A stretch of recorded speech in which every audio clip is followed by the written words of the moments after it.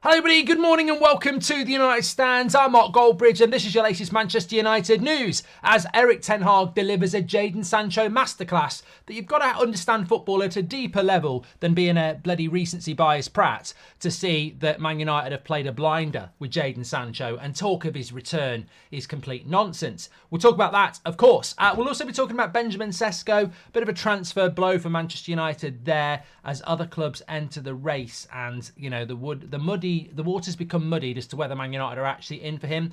Frimpong, we'll be talking about him, some very positive news about that, and also manager talk. De Zerbi to Potter. Is there manager talk now just people plucking stories from their arse because there's nothing to be said about it? Lots to be talking about on the show this morning. Also a little bit about the development of Old Trafford. There was a big meeting yesterday with Lord Sebastian Coe. He's pushing for this Wembley of the North rejuvenation of the area around Old Trafford and a brand new Old Trafford. So we can talk about that a little bit later. But look, let's fly into the headlines. Last night on the show, 76% of you said that you didn't want Jadon Sancho back. I would say that would have come down a little bit because Dortmund won last night. I was talking about this on That's Football last night. I don't know about you. You may be one of these people. But I noticed 10 years ago, Player FC was invented where people started supporting players over clubs. Mourinho, Messi and Ronaldo were really the architects of it inadvertently, where people just started following a manager or a player and it didn't really matter who they played for, they're Player FC. And we've seen this develop over the last 10 years. For many of us, we don't understand it, but it has happened. What we've also got now is a certain section of the football fandom that we have to own because we are football fans who literally watch one game and change their whole opinion about a player from what they thought before the game. Sabitzer now would be a perfect signing for Manchester United because he played brilliantly last night. Branthwaite shouldn't be bought because he had a shit game against Chelsea. And Jadon Sancho needs to come back because Dortmund qualified for the semi-final. There are genuinely people out there, whether it's social media, in Old Trafford or down your local park. These people exist. They're not a myth. They're not Bigfoot. They're real. It's tough because when you've been in and around football for a long time, you learn things. And the way that football works, whether it's Pep Guardiola or Jurgen Klopp or Manchester United, is they don't look at one individual performance and go, let's buy that player. The whole point of scouting is that you watch a player in many different games, in many different scenarios, and learn about their consistency, their mentality, their injury record. So these people who get online going, we need to bring Sabitzer back, we need to bring Sancho back. I mean, I'll talk about it because, you know, it's topical, but it's also a nonsense. And I actually think as well, there's two things to take away from last night with Sancho. One, he didn't actually play that well. There were 7 players on that Dortmund pitch who were better than him. I mean, if you look at the player ratings across Europe, Sancho's about 7th best player for Dortmund. So this Sancho masterclass you're talking about, you didn't watch it. He played okay. I'd probably give him a 7 out of 10. There was, as I said, 7 better players. And if you want to buy a player from bloody Dortmund, I'd be looking at the lad that Chelsea have got there. Brilliant. Absolutely brilliant. So, you know, he wasn't the best player on the pitch by a long, long way. So I don't know what people are talking about. Last time I checked, we hadn't been in a title race for years. And people want to bring Sancho back, who was like the 7th best Dortmund player. Yeah, maybe we'll finish 7th next year then. So I don't really understand that. But more importantly, the thing that people do here is they're trying to play Sancho against Ten Hag. It's the Ten Hag in against the Ten Hag out. And there will be Ten Hag outers there who are championing Sancho because they feel it's another way to have a pop at Ten Hag. And I think this is very dangerous because I actually think the intelligent people out there haven't they figured it out. And the morons are acting like morons. This is a masterclass by Man United. This is a masterclass by Ten Hag. Sending him back to Dortmund is absolutely fantastic in relation to selling Jadon Sancho. We couldn't have played this any better. If anybody's been played here, it's Sancho. Send him back to a place where he's happy, in an environment he knows, where he's going to hit the ground running, in a team that is good enough to do well in the Champions League and keep him in the spotlight. He's in a Champions League semi-final. People are talking about him. Man United and Ten Hag will not be there going, oh my God, what's happening? Oh my God, we're missing Sancho. They'll be rubbing their hands together going, oh, another bit of interest in Sancho. Another bit of interest in Sancho. This is brilliant. This is exactly why you send Mason Greenwood on loan, or Donny van der Beek on loan, or Anthony Martial on loan when we went to Sevilla, or Jadon Sancho. You're literally wanting them to do well. You want them to do well so that people look at them and want to buy them. If Dortmund had crashed out of Champions League weeks ago and Sancho was sat on the bench, this would be a nightmare. People might be idiotically saying online, Ten Hag was right, Sancho's shit. But it's no good for Ten Hag and it's no good for United. We need him in a team playing well, being spoken about. This is exactly why United loaned him to Dortmund. So you'll get the bloody mainstream prats who are trying to make a story about it. There's probably a call in now. But the point is, what do you think the purpose of loaning Jadon Sancho to Dortmund was from Manchester United? Do you really think they're sat in the boardroom going, oh my God, he's mugging us off. He's mugging us off. He got a 7 out of 10 last night. He's the 7th best player in that Dortmund team that's qualified for the semi-final. Oh my God, we've been proper mugged off here. No, this is exactly what you want. We wanted it with Greenwood. We want it with Sancho. It's not happened with Donny. We want these players to go on loan and perform well because then the options open up. He could come back. You could definitely sell him. So, you know, all this nonsense about, Ten Hag's been sat down by Sancho. Maybe watch the game. As for Sabitzer, I will say this.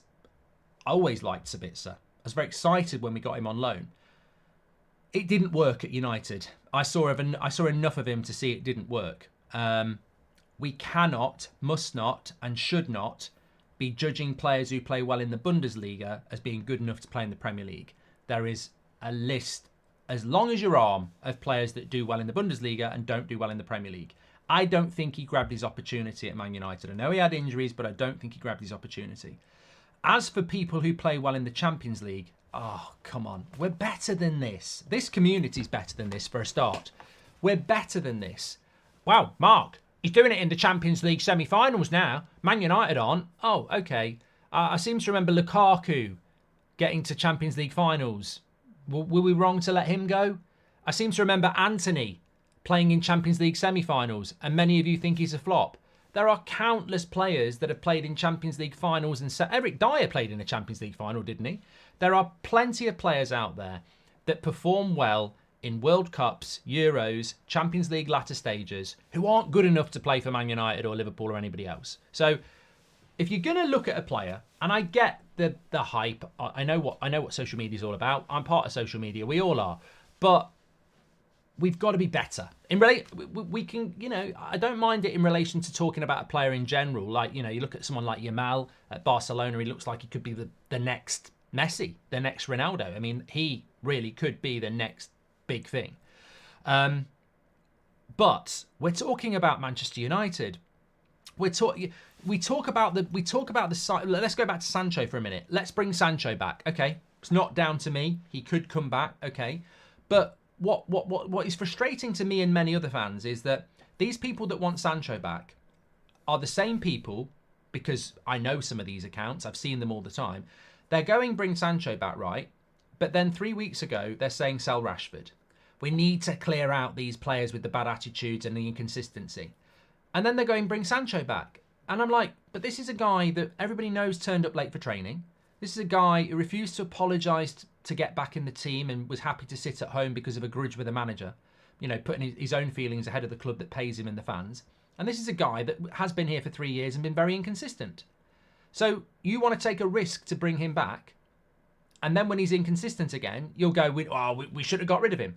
I don't understand the logic of people saying bring Sancho back. Because the same people are saying for years, we need to clear out. We need to change the mentality. We need to get the right players in who care about the club and are consistent. And then they go and bring Sancho back. And you go, well, you don't really have a right to moan when things go wrong then, do you? Because you don't have the balls or the chuff to follow through on what you're actually saying needs to happen. So I'm not being harsh, and everybody else is not being harsh, the 76% who said they don't want Sancho back. We're not being harsh on Sancho. We have a vision for the football club, and there is collateral damage in relation to that. Sancho's not the only one. I could give you another 6 or 7 players that are currently at the club that have to go as part of our new vision. Casemiro needs to go. He's not got a bad attitude. He's just too expensive and clearly can't keep up with the pace of the Premier League. He's collateral. He's got to go. Sancho's too much of a risk to bring back. We can't take these risks anymore. We've done these risks. We've brought Pogba back. We've kept Martial too longer than we should have done. We've probably kept Maguire a year longer than we should have done. We kept Rojo and Romero a couple of years longer than we should have done. We've done this before. We've sacked managers before, and we've kept players longer than we should have done and given them second chances before. We need a new vision. And, you know, that for me is why I said last night I don't want Sancho back, because I think the risk doesn't outweigh the reward. It just doesn't. And for me, someone like Michael Olise is exactly what we should be going for and giving a chance to. The risk on Olise is far more preferable than bringing Sancho back to me. And that's where we should be heading. We should be looking at change. These players have had their chance. We're Manchester United. At what point at Manchester United are we going to go, we're Manchester United, we want to be elite, we want to be the best, we want our name to be respected and revered. We're going to stop giving second chances to people who don't respect it. And if you fail, you're out. And we're going to bring players in that do get it, and we're going to create a culture of fear and determination and respect. And you're not going to fuck about and get a second chance. You're going to be out. And that's what we need to do. Now, if some of you want Sancho back, then you don't want that, in my opinion. And that's fine, because football's all about opinion. But don't start crying about selling players and a total reset and then start talking about bringing players like that back, because that's just more of the same, and we've seen that for years. We need to get off the hamster wheel. Do I think he'll come back? No. I don't think Sancho will come back. I think if Inos are telling the truth, and I know Wilcox has worked with him, and the rumour is that Wilcox wants to work with him again, but Wilcox is low-hanging fruit. I think he'll do a good job, but the director of football is Ashworth. The CEO's Barada, the owner's Sir Jim, Blanc's on the board. We're trying to hit a cultural reset here. I just don't think they're gonna. I think they want to be distanced from the past. I don't think they want to bring things back from the past that have made mistakes under the Glazer regime. I think they want their own regime, and I don't think they'll bring him back. But I think people need to wake up to the fact that Man United haven't been mugged off by Jadon Sancho doing well at Dortmund. This is exactly what we want. If anything, well, no one's been mugged off. I want Dortmund to get to the final. If he plays in the Champions League final, there's more people looking at him. This is what we want. You know, if you're trying to sell something, you want a lot of people interested in it. It's as simple as that. Rory says it's like the Glazers, and Martial won't sell for fear of what he might do elsewhere, even though bad for the club. Some think Sancho might come good. Rory, I don't dislike Jadon Sancho. I don't dislike Mason Greenwood. I don't dislike Donny van der Beek. I don't dislike Harry Maguire. They'll all hopefully be gone in the summer because we need to move on. And I hope they all go elsewhere. We need to stop with this mentality that if we sell a player, it's a failure if they go on and do well elsewhere. There used to be a time when John O'Shea left to go and play for Sunderland, or Nicky Butt went to Newcastle, or Phil Neville went to Everton. You didn't want them to beat us when you played them, but I wanted them to do well. I want these players to go off and do well, because I'm intelligent enough to know that they failed at Man United for different reasons. Phil Neville didn't fail at Man United. He just wasn't consistently good enough to get the game time he wanted. It's understanding why and then letting them go. And we shouldn't be bitter about that. I'd take Alanga back before Sancho, says Charlie.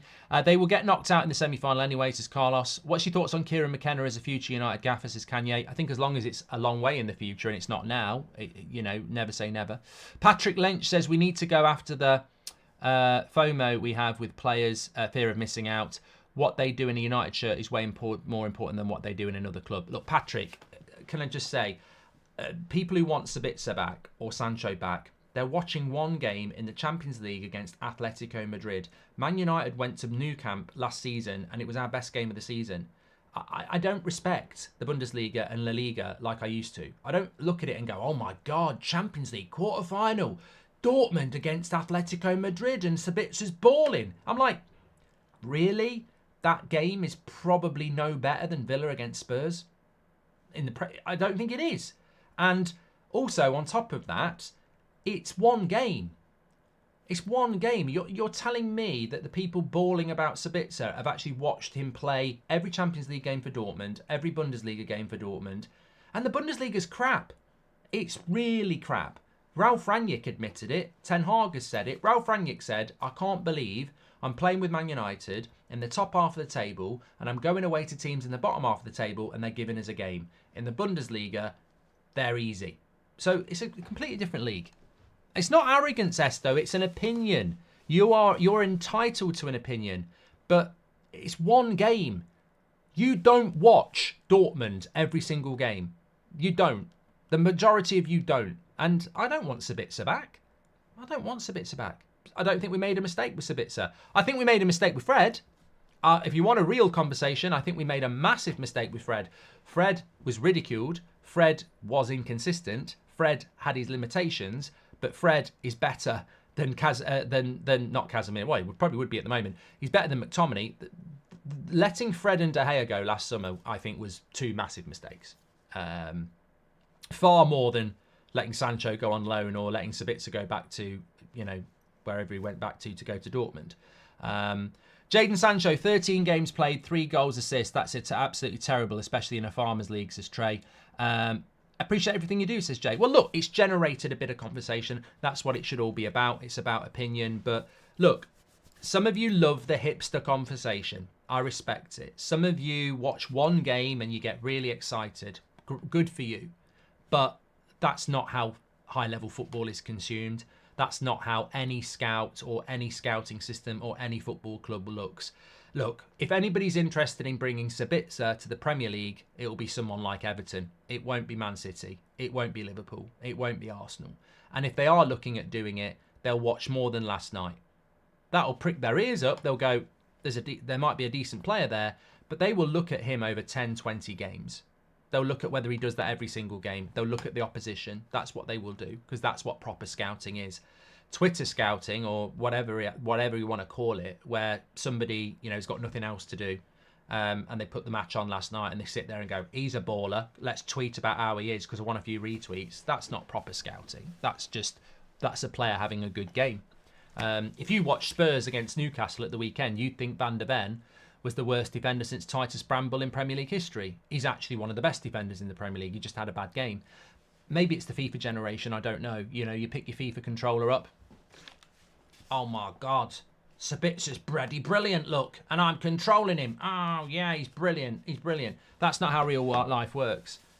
Apart from, in the last 15 years, the only 2 players that I've seen play consistently well every week, like a FIFA player, is Ronaldo and Messi. And they set a standard I don't think we'll ever see again on consistency.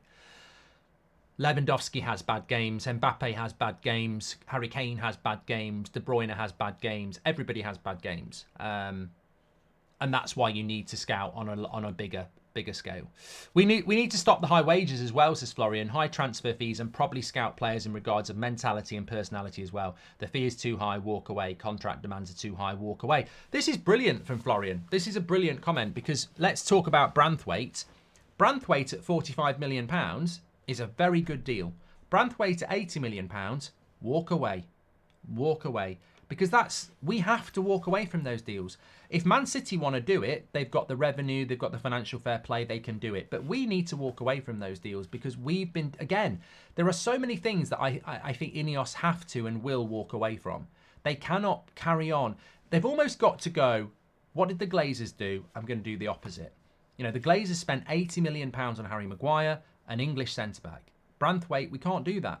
If we can't get a good deal, we have to walk away. I think he's a good player, but you have to walk away, because we can't keep doing it. Because the thing the unfortunate position Ineos are in is, if they bring Sancho back and then he's late for training or he's shit, people will go, they're just Glazer puppets.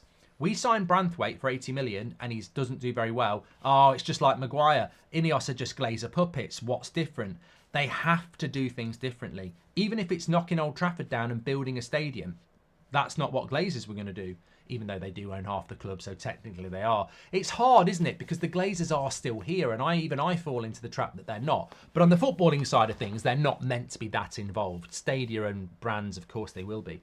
But they have to do everything different. So with Branthwaite, I think you have to walk away. Even though I like him, if the price is too big, you have to walk away, because they've got to do everything different. And if they walked away from Branthwaite for 80 million and they bought, I don't know, Todibo for 35, and he does really well, people would go, see, none of this British overpaying nonsense.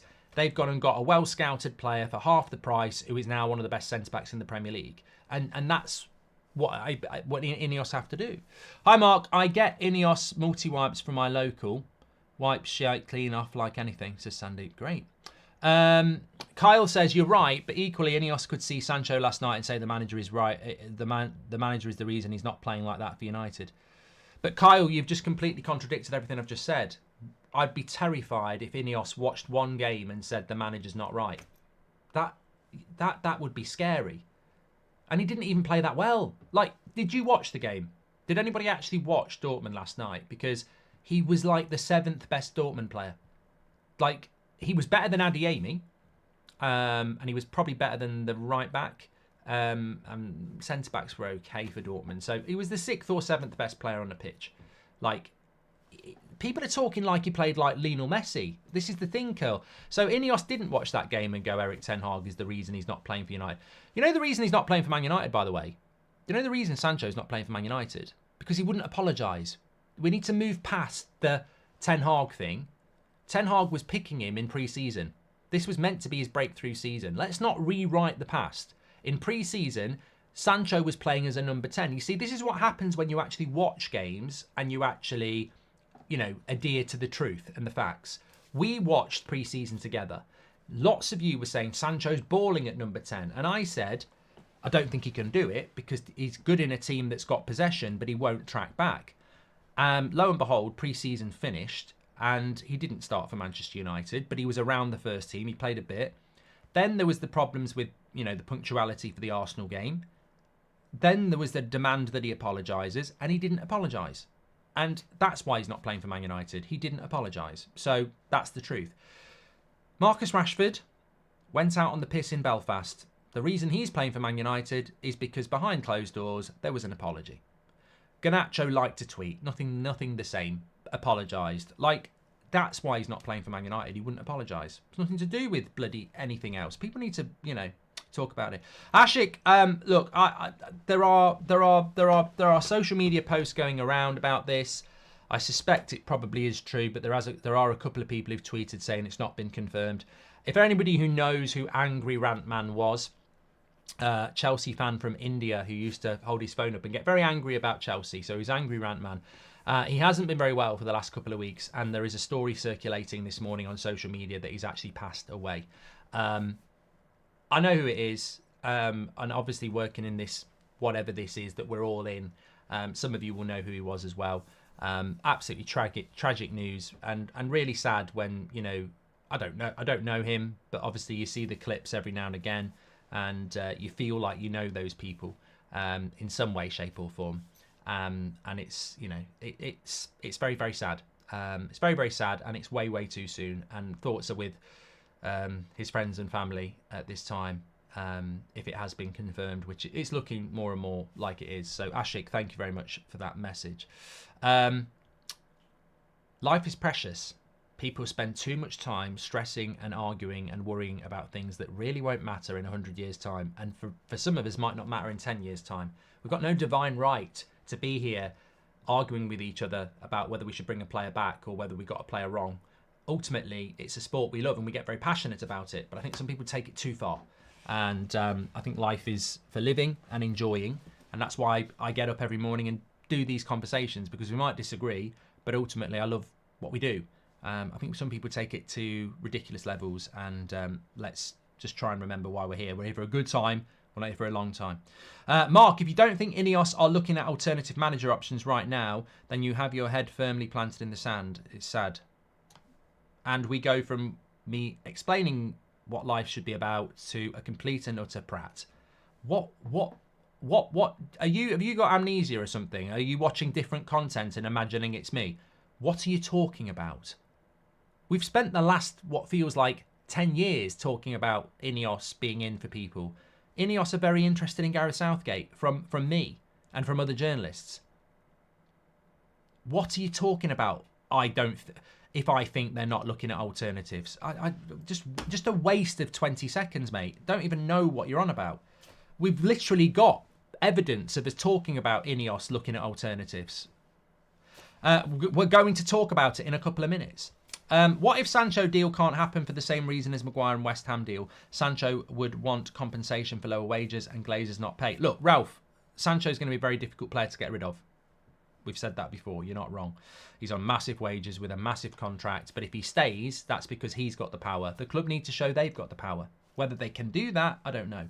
Yannick says, hi, Mark. I can't see why people are crying over that red card last night. Barcelona robbed many teams over the years. Well, it was also, Yannick, it was a red card. Patrick Lynch says, lower teams put high prices on their top players as it helps secure their financial future. United pay a premium for players too, which is why you need to scout better, Patrick. Definitely do. There was something I want to talk about Sesko, but let's go to that manager conversation that's just blown me away. Absolutely amazing. So apparently I'm in denial that Ineos might be looking at manager alternatives.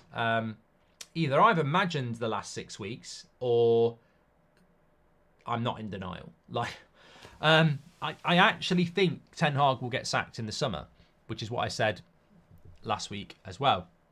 So I think Man United are looking at alternatives. What they are not doing is having official talks with anybody. They're not officially talking to Gareth Southgate. They're not officially talking to De Zerbi, but they are looking at alternative options. This morning, an article's come out about Potter and De Zerbi being the number 2 choices. I feel that we're in a position at the moment where, because Ineos haven't made their mind up, pages need to be filled.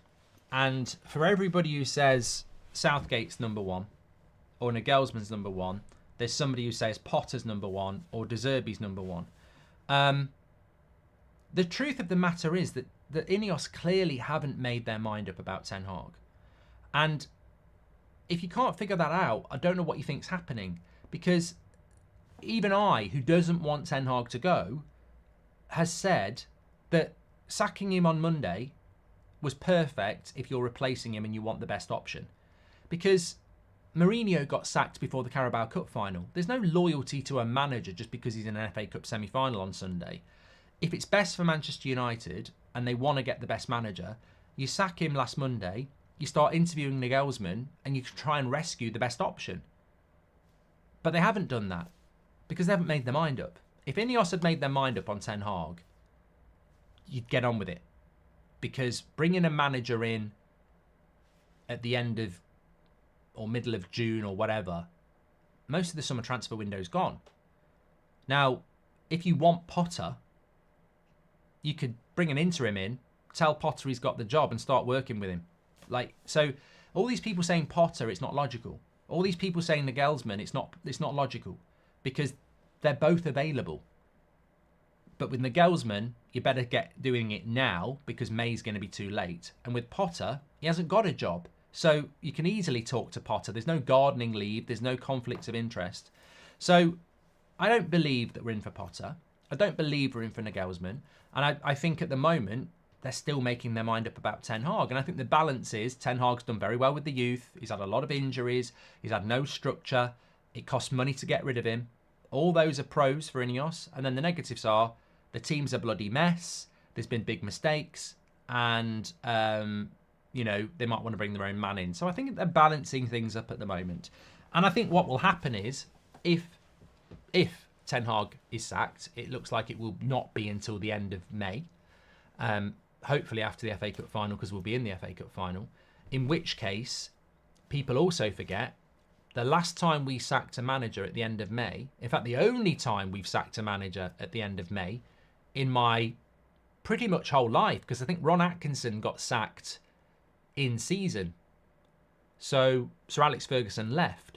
The only manager in most people's life that's been sacked at the end of May, at the end of a season, is Van Gaal. And we had a very, very, very, very good alternative in Mourinho at that time. And Mourinho was out of work. So Mourinho was working on stuff for Man United way before Van Gaal was sacked. The rumour is he was in discussions about changes he wanted to make in the summer from March. You know, he was talking about how likely the Pogba deal could be through Riola and Zlatan and Mkhitaryan way, way, way, way, way before the end of May. So what you've got to think about is, if they sack Ten Hag at the end of May, the manager we bring in can't be working on stuff because there isn't anybody out there that you can do that with. I think at the moment they're still balancing it up. And I think people who start talking about De Zerbi or Potter are just pulling it out their arse, because there is a potential that we're going to change the manager. So everybody wants to try and guess who that manager's going to be. It was De Zerbi last night. Potter's back in again. I'll say this now. I mean, I'll look an idiot if it happens. Graham Potter cannot, will not, and is not ever going to be a Manchester United manager. I thought he did a really good job at Brighton, but for me, his ceiling was always Everton or Villa. The Chelsea job didn't suit him. He didn't have the personality for it. He was ridiculed. The dressing room didn't like him. There's lots of stories about Potter and Chelsea that may or may not come out at some point.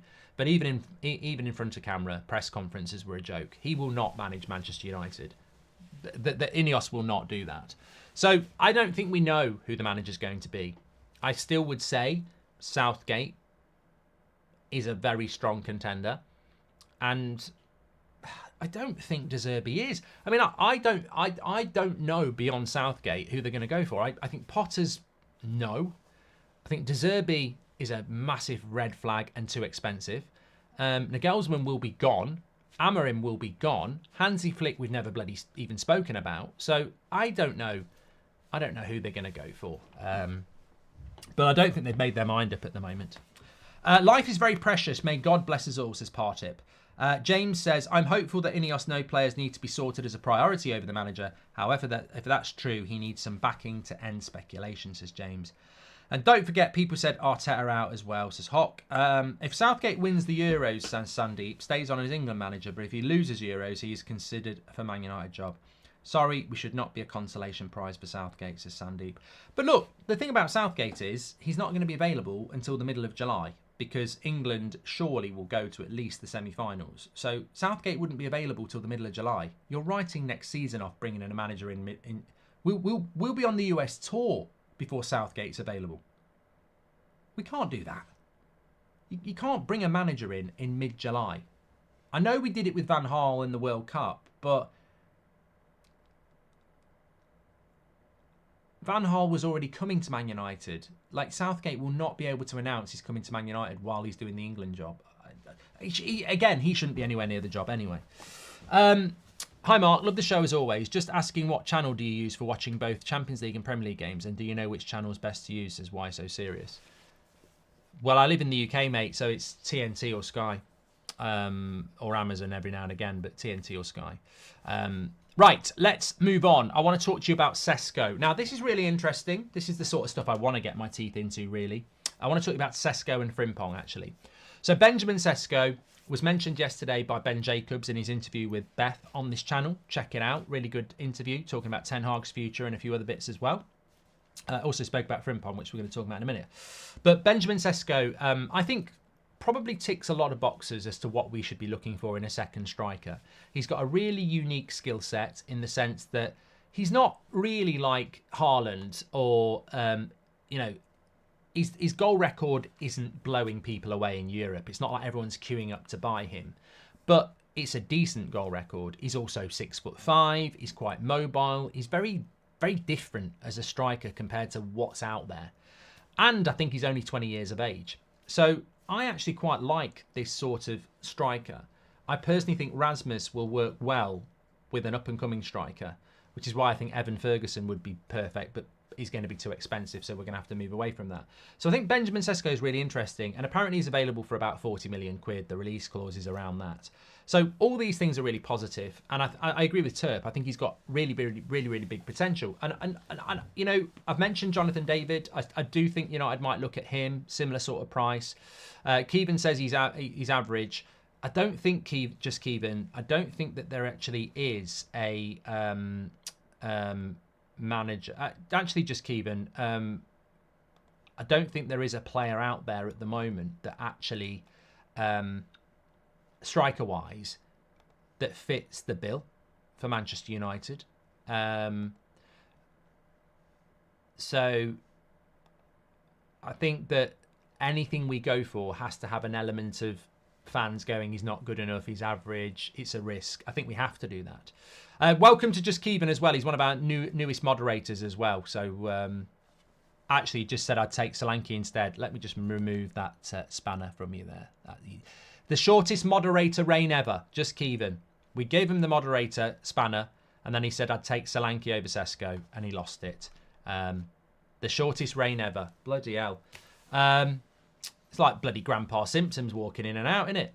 But look, in relation to Sesko, I like it because the potential is there. He's a younger striker and he's very different to Rasmus, and I think they complement each other everywhere really well. People get obsessed with age, but if you've got the right head on the shoulders, you can have two really young players who can work together and grow together. And I'd like to see Sesko and Højlund. The problem with it is that there are other clubs looking at him. Apparently Man City are interested in him. AC Milan are certainly interested in him. And hello, Newcastle are interested in him. Now, this is where the red flag goes up for me about Man United's interest in Sesko. There's no doubt that we've scouted him. There's no doubt that we were scouting him before he went to Leipzig from Salzburg. But have you noticed something that worries me? We've said it about the manager situation, De Zerbi, Potter. I wonder why, because it's Brighton and Ashworth used to work for Brighton. And I just think it's lazy journalism. I think people are trying to, piece together the pieces of who the next manager might be. I do worry about some of our transfer interest in the sense that Sesko, Newcastle, are looking at him. Branthwaite, Newcastle, are looking at him. Ederson at Atalanta, Newcastle are looking at him. Who's our new director of football? Dan Ashworth. Some of these players that we're being linked to might actually just be because Newcastle are interested and have scouted them, and Dan Ashworth's going to be our director of football, and people have gone, well, if he's scouting him for Newcastle, he's probably going to want him at Man United. But it doesn't work like that. What Newcastle need is not necessarily what Man United need. If you look at, if you walk into somebody's living room and they've got no carpet because it's stained, they need a carpet. If you walk into the neighbours, they might need a new TV. The carpet's fine. So I do worry a little bit that some of this speculation may be being led by the fact that, Ashworth used to work at Brighton, so we're going to get Potter, or Ashworth's the director of football at Newcastle and they want Ederson and whatever, so we're going to get that. I guess we'll have to wait and see. But I like Sesko. I think that you know what? I don't want Ivan Toney. From one controversial, I don't want Sancho back, to another one, I don't want Ivan Toney. I don't want Ivan Toney.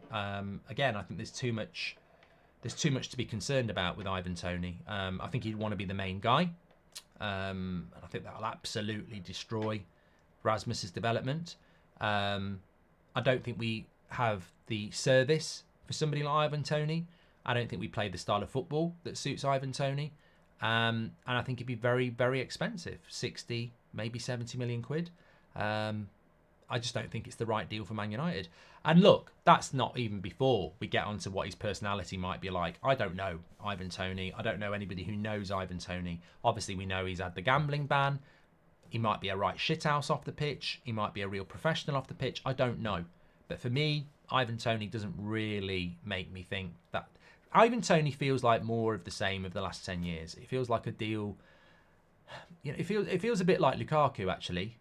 Where it's a massive step up. It's big money, and actually, he was never that level of player.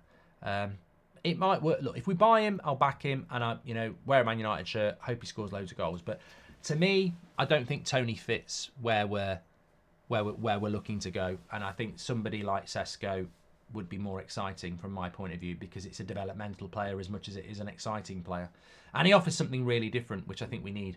But the most important thing about the striker situation at United is whether it's Toney, whether it's Sesko, whether we somehow found the money to buy Osman. It matters not if we don't solve the biggest problem in the team. We've got to stop looking at players and going, he'd be a baller at United, he'd score 30 goals, look at what he's doing for Brentford. But he wouldn't score 30 goals at Man United because he wouldn't get... I watched Man United play... I've seen United play against Brentford and Bournemouth, right? And I've seen people on social media go, Solanke's better than Rasmus, you can just tell. Or Toney's better than Rasmus, you can just tell. And I'm like, there we go, hipsters again. One game scouters. How could you watch Bournemouth against Manchester United and say Solanke's better than Rasmus? One player is getting service and chances. The other one may as well be sat on the bench playing pro clubs. Same against Brentford. Zero service for one, loads of service for the other. Now, what I'd like to do is put Solanke up front for Man United and put Rasmus up front for Bournemouth, and people would be saying, we need this Rasmus guy. Or put Tony up front for Man United, put Rasmus up front for Brentford, and people are going, we need this Rasmus guy. Because people don't watch football, do they? They don't read football. They don't look at how shit we are and how well organised Brentford and Bournemouth are in utilising their strength. Brentford utilise their best player, Tony, and try and get him involved as much as possible. Bournemouth utilise their striker, Solanke, and try and get him involved as much as possible. Everything Brentford does is about bringing Ivan Toney into the game, whether it's link-up play, whether it's chances, service, whatever. At Man United, I don't know why. I don't know why, because it's not exclusive to Ten Hag. I don't know why at Man United, even when we've had the likes of Cavani, Cristiano Ronaldo, and now Rasmus, we've had 3, 4, 5. We've had some really good strikers, and we've never looked to prioritise them. Even when we had Ronaldo, he wasn't being prioritised for service. Even when we had Zlatan, he wasn't being prioritised for service. It's weird because that's 4 managers. That's Rangnick, Ten Hag, Ollie, and Mourinho. We need to bring in. I get so jealous of Newcastle. I think in Harvey Barnes, Almarim, obviously Anthony Gordon, even that Murphy guy. They're there to service Isaac. That's what they're thinking about doing. We don't do that, and it's not just Rashford and Garnacho and whoever else play, or Anthony. It's been going on for years. We've called the graveyard shift of the striker at Man United is not exclusive to Rasmus Højlund. It's been going on for years. So regardless, maybe we do sign Tony, maybe we do sign Sesko, but whoever we sign, the most important thing we do is we've got to work on getting service to that striker, because otherwise it's going to be 40, 50, 60, 70 million pound down the drain. Nick P says, news just in, Just Keevan starts his own rival channel, Just Football. Mark Langbridge says, Rasmus equals best shot conversion rate in the league. Probably does, because he hardly has any shots. John says, without Dan, I just don't understand how we're looking at a new manager and who's scouting these players for the summer, says John. Sanil says, Mark, with Ten Hag, if he isn't willing to drop the big stars, there's no point supporting him. We need a manager who has guts to clear the deadwood. Lee Berman says, could the Erik Ten Hag decision be financial? Just don't have the funds to remove him. I mean, you don't want it to be. You don't want it to be financial, but financial has to be a factor in Man United's future around signings and everything else, because it's just such a massive part of who we are. We have got massive amounts of debt. Simple as that. Moving on to Frimpong. 2 very interesting things came out about Frimpong from Ben Jacobs yesterday in the interview with Beth. One of them that he's available for about £40 million.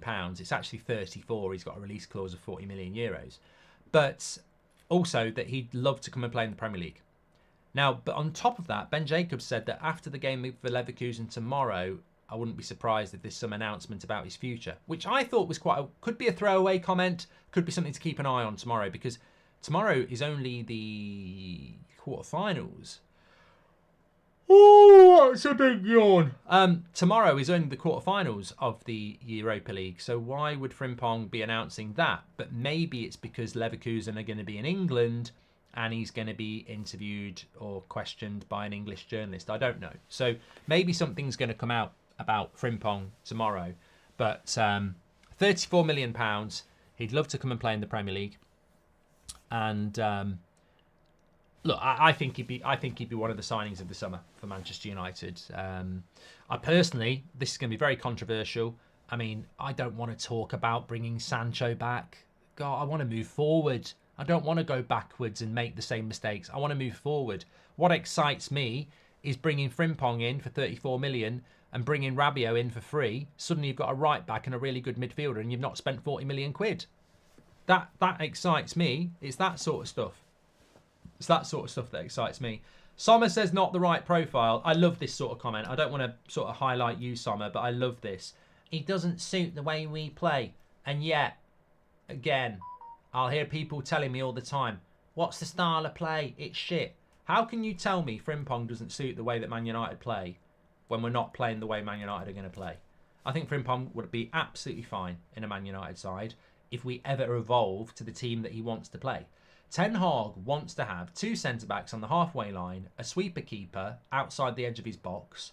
He wants his full-backs to be bombing forward, overlapping and inverting, and he wants to dominate possession high up the pitch. Frimpong absolutely suits this. He's basically not the same, but the same type of right back in the sense that Trent Alexander-Arnold's not particularly good defensively, but going forward, he's an absolute beast. And Frimpong, in his own different way, is absolutely brilliant going forward. And this is what we want. And this is what Ten Hag wants. He just doesn't have the personnel to do it. So I would love, people won't like it, but we haven't got 500 million quid. We've probably got 2. If you can get Rabiot in on a free and Frimpong in for 34 million quid, you've just brought in a really good midfielder and a really good right back, and you've not touched the sides on 40 million quid. We're going to have to make a few clever signings. Not every player can be Tony and Branthwaite and another 80 million midfielder. Some of our deals are going to have to be quite clever. And I think those 2 would be a really good foundation to then go and spend big on, another centre-back or a striker or whatever. Or Elise. I think Elise would be a very exciting player as well. Really exciting. I've done that one from John. Thank you very much. I'm unsure on Frimpong, given he plays in a back 5. Also, do you think City would target him as a Walker upgrade? He's 34 in a month. You just contradicted yourself, Rory. I'm unsure about Frimpong, given he plays in a back 5. Also, do you think City would target him as a Walker upgrade? Yes, I do think they would target him as a Walker upgrade. City don't play a back 5. So, yes, he can play for Man United in a back 4. Yes, I think City would look at him as an upgrade on Walker, and that's maybe the problem that we have. Stu says Frimpong plays wing back in a back 5. Mate, you need to educate yourself on football, for God's sake. Football's not rigid. Just because he plays in a back 5 for Leverkusen doesn't mean he's going to play in a back 5 for the rest of his life. Who plays a back 5 in the Premier League and he wants to come and play in the Premier League? I'm not into fullbacks that can't defend, Robert. Yeah, but I'm not into fullbacks who can only defend, and that's the problem with Wan-Bissaka. Sending love from Singapore, says Stefan. Thanks for everything you do for the community. Want to give a shout out to my wife. It's our anniversary today. Big shout out to Stefan's wife. Love that. We need a new first team left back as well, says Derek. We need a lot of things, but I think what we need to do is stop looking to the past for the answers for the future.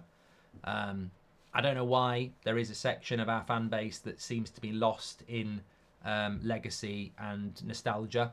Some people want to bring Greenwood back. He hasn't played for the club for 2.5 years. Bring him back from what? Cash in, take the money, move on. Some people want to bring Jadon Sancho back. Why? Cash in, move on. Some people want to see Harry Maguire as captain next season. He's had a good season, but he can't play the way we want to play. Cash in, move on. Some people really like Wan-Bissaka. I really like Wan-Bissaka, but he can't go forward. He's just a defensive right back. We want to play more forward. Cash in, move on. We need to move on. A lot of these players have had their chance. We're Manchester United. There needs to be a sell-by date. If you haven't delivered within a certain period of time, I think 18 months, time to go. Stop making the same mistakes over and over again. Thanks everybody for watching. Really good show for a Wednesday morning. Actually felt more like an 8 o'clock show. Some really good debate going on there. Absolutely loved it. Difference of opinion. That's what it's all about. 7 o'clock tonight, not 8 o'clock, because obviously Champions League was brilliant last night. It's an even bigger night tonight. Man City against Real Madrid. I really wish Madrid would win, but I don't think they will. And then obviously Arsenal against Bayern Munich. So we'll be live on That's Football for the 8 o'clock kickoffs, but we'll be live on here at 7. And I'm sure we'll have something coming up for you at 2 o'clock as well. Take care, everyone. I'll speak to you in a bit. How will we overcome the consistent injury crisis, says Shabazz? That is a whole big topic. Very, very quickly, how do we overcome the consistent injury crisis? Because it will be here next season. You've got to look at the players.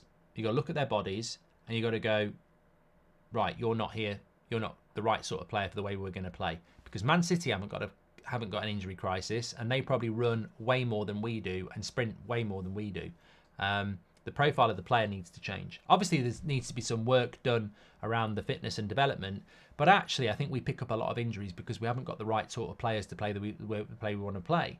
You know, a lot of our players don't suit the Man City, Arsenal, Liverpool intense sprinting style. They're either too old, too slow, or, you know, not the right sort of player. Our team would be brilliant for Everton. Edge of the box, kick it out, head it out, counter quick, sit back deep. Your body... People don't understand about football that footballers suit different styles of play. Like, there are footballers like Tarkowski that could never play the way that Man City play. He'd be injured very, very quickly because he just hasn't got that mobility, intensity and speed. But there are players that would be lost. You know, if you put someone like Saliba in an Everton team, he's going to probably get injured because he's not moving around enough, if you know what I mean. So we need to bring in the right sort of players as well. Look, the number one thing that United need to do above anything is player clear out and player recruitment. For a multitude of reasons. Some aren't good enough, some have been here too long, some have got bad attitudes, blah, blah, blah. Some are just very injury prone, some just don't suit the way we want to play. The clear out is multi-layered. We need to clear out and bring in a certain set of players that are going to suit us, definitely. Good question, Shabazz. Great show. Make sure you smash a like on the video, everyone. Really enjoyed the show this morning. Take care. Speak to you a little bit later.